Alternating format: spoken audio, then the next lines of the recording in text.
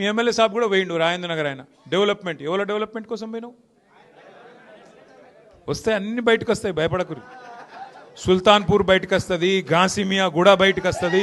అన్ని బయటకు వస్తాయి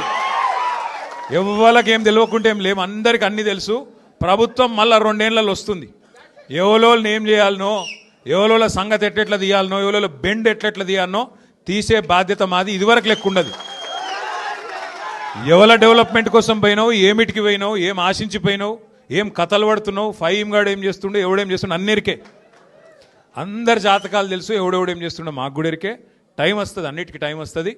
ఇగో నేనేమంటున్నా అంటే ఒక్కరోజుకే గింత గిరిత పడితే ఎట్లా ఒక్కరోజుకే ఒక్కసారి గవర్నమెంట్ రాగానే అడిమారి గుడి దెబ్బల గింత ఆగమవుతారు సుత్తం పైన దేవుడు ఉన్నాడు కింద ప్రజలు ఉన్నారు మీరు తలుసుకుంటే ఎంత పెద్ద పోటుగాడైనా ఎక్కడికి పోవాలన్నా గాడికే పోతాడు ఇవాళ రాష్ట్రం మొత్తం ఒకటే ఉన్నది అందరి ఆలోచన